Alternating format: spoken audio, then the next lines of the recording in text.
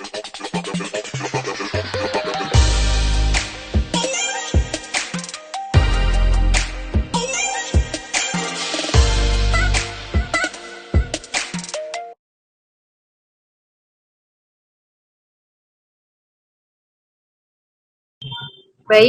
terima kasih. Assalamualaikum warahmatullahi wabarakatuh dan selamat pagi semuanya. Waalaikumsalam. Waalaikumsalam warahmatullahi wabarakatuh. Selamat pagi, Bu. Selamat pagi, Bu. Okay. Baik anak-anak, bagaimana kabarnya hari ini? Apakah dalam keadaan sehat? Sehat, Bu. Bu.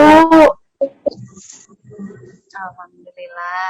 Sebelum kita memulai pelajaran kita pada hari ini, Ibu akan absen dulu ya.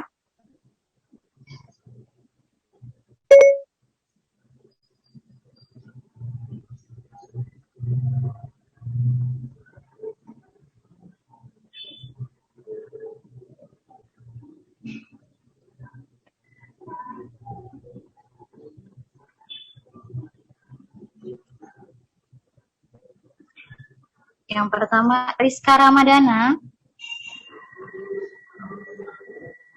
Rizka Ramadana, apakah hadir?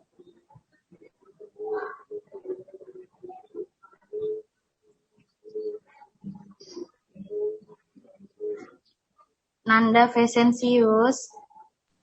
Hadir, Bu. Sardo Arfan Winaldo. Sardo. Hadir, Bu. Cindy Mariani. Hadir, Bu. Mary Tania Huta Barat. Hadir, Bu. Miftahul Jannah. Hadir, Bu. Nawitra Purba. Hadir, Bu. Nurhaliza.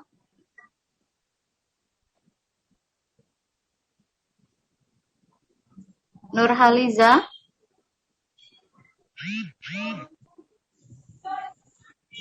Putri Dwi Fani. Hadir, Bu. Rahmita Sari Harahap.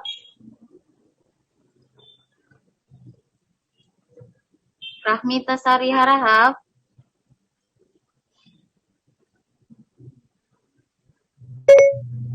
Nggak ada ya Rahmita ya. Wisna Ayu. Hadir, Bu. Neni Triana. Neni Triana. Hadir, Bu. Tinta Welnida. Hadir, Bu. Ruth Marina. Hadir, Bu. Sartika Silitonga. Hadir, Bu. Rahmita. Rahmita nggak ada ya?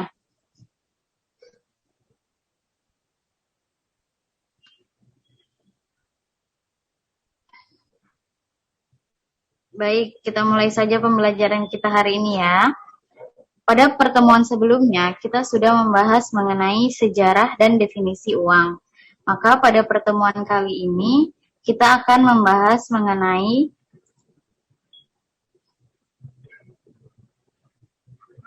yang pertama yaitu adalah fungsi uang. Yang kedua jenis uang. Yang ketiga syarat uang. Dan yang selanjutnya standar uang. Yang pertama kita akan membahas mengenai fungsi uang ya anak-anak. Fungsi uang itu dibagi menjadi dua. Yang pertama mengenai fungsi utama dan yang kedua yaitu fungsi turunan. Fungsi utama adalah uang itu dijadikan sebagai alat tukar atau medium of change dan sebagai satuan dihitung atau measure of value. Yang kedua, fungsi turunan. Fungsi turunan uang itu apa sih, Bu? Fungsi turunan uang adalah sebagai alat pembayaran selain barang dan jasa. Contohnya membayar pajak. Selain itu, fungsi turunannya adalah sebagai alat pembayaran utang, penimbun kekayaan, dan pemindah kekayaan. Yang selanjutnya mengenai jenis uang. Jenis uang itu dibedakan menjadi beberapa jenis. Yang pertama yaitu jenis uang berdasarkan nilainya atau ya berdasarkan nilainya ini pun dibagi lagi menjadi dua. Yang pertama full bodied money atau bernilai penuh adalah ketika nilai intrinsik dan nilai nominalnya sama. Contohnya apa sih Bu? Yaitu adalah emas dan perak. Yang kedua representative money dan fiat money. Itu adalah ketika nilai intrinsik lebih kecil dibandingkan dengan nilai nominalnya. Contohnya apa Bu? Uang kertas. Yang selanjutnya yaitu jenis uang berdasarkan lembaga yang menerbitkannya. Jenis uang berdasarkan lembaga yang menerbitkannya ini dibagi dua. Yang pertama uang kartal, yang kedua uang giral. Kita akan bahas satu-satu. Uang kartal adalah uang yang diterbitkan langsung oleh Bank Indonesia dan dijamin oleh undang-undang. Contohnya adalah uang yang sering kita gunakan ketika kita membeli barang atau ketika kita membayar jasa seperti Gojek dan lain sebagainya. Yang selanjutnya adalah uang giral. Uang giral adalah uang yang dibuat oleh bank umum. Contohnya seperti cek, giro, kartu ATM, dan mobile banking. Yang selanjutnya, jenis uang berdasarkan bahannya. Jenis uang berdasarkan bahannya itu apa sih, Bu? Yang pertama yaitu uang kertas dan uang logam. Yang kedua, uang logam. Uang kertas adalah jenis uang yang terbuat dari kertas. Contohnya adalah uang pecahan 100.000, 20.000, dan lain sebagainya. Uang logam. Uang logam adalah jenis uang yang terbuat dari emas maupun perak, atau yang biasa kita lihat itu seperti uang 500-an. Kalau di Indonesia, uang 100 perak, uang 200 perak, seperti itu ya anak-anak. Yang keempat, yaitu jenis uang berdasarkan wilayah penggunaannya. Jenis uang berdasarkan wilayah penggunaannya ini dibagi menjadi tiga. Yang pertama uang lokal. Uang lokal adalah jenis uang yang cangkupannya hanya satu negara saja. Misalnya rupiah yang hanya berlaku di Indonesia. Yang kedua, uang regional, merupakan uang yang hanya berlaku di wilayah tertentu saja. Salah satu contohnya, uang regional adalah euro yang berlaku di wilayah Uni Eropa, di mana negara-negara di Eropa bisa memilih menggunakan antara euro ataupun mata uang negaranya sendiri. Yang ketiga, uang internasional. Uang internasional itu apa sih, Bu? Uang internasional adalah jenis uang yang berlaku secara internasional.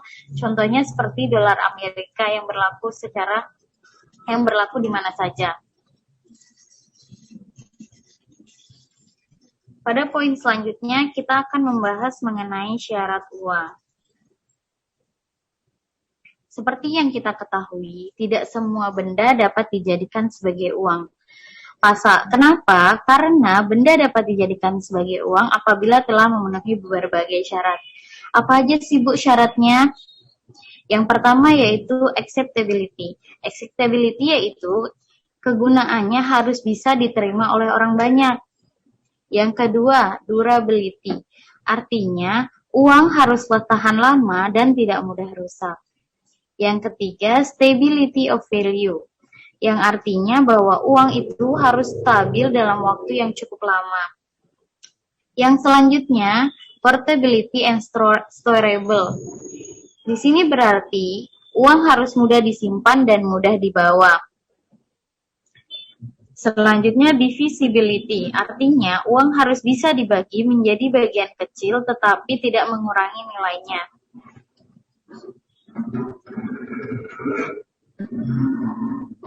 Yang keenam yaitu uniformity. Artinya, uang yang beredar haruslah sama atau seragam di berbagai daerah negara tersebut. Yang terakhir, security. Artinya, hanya ada satu lembaga khusus yang menerbitkan uang untuk negara tersebut.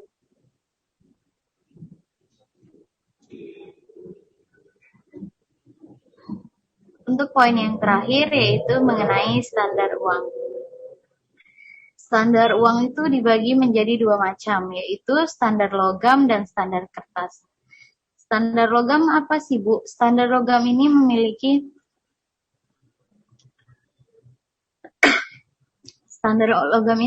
arti bahwa hanya menggunakan satu standar. Contohnya, standar emas atau menggunakan standar perak saja. Yang menentukan standar uang itu biasanya pemerintah. Suatu negara yang menggunakan standar logam sebagai standar uang, berarti negara tersebut menggunakan standar tunggal atau yang disebut dengan monometalisme. Jika emas yang digunakan sebagai jika emas yang digunakan sebagai standar, maka disebut standar emas. Namun, jika perak yang digunakan sebagai standarnya, maka negara tersebut dimasukkan ke dalam kategori bimetalisme. Dalam prakteknya, ada negara-negara yang hanya menggunakan satu standar uang, ada juga yang menggunakan keduanya. Nah, di Indonesia sendiri, sistem keuangannya berasas pada sistem ametalitis atau bahan bukan logam, yaitu sistem bahan kertas yang pengeluarannya dibatasi oleh suatu ikatan bahan emas yang disebut jaminan emas bagi peredaran.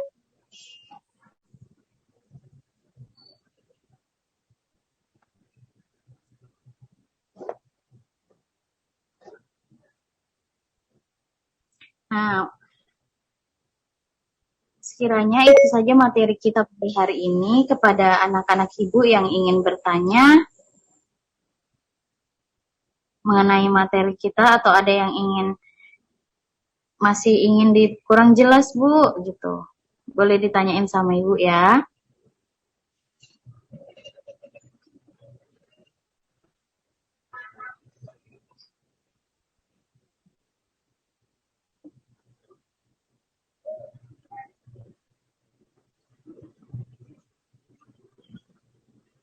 Mifta sudah ngerti, Mifta? Sudah, Bu.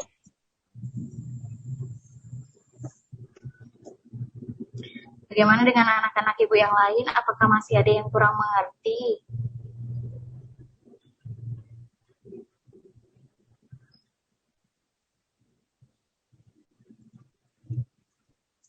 Jika tidak ada, sekian pembelajaran kita pada hari ini.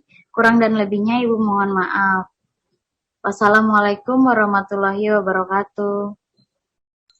Waalaikumsalam warahmatullahi wabarakatuh. Terima kasih.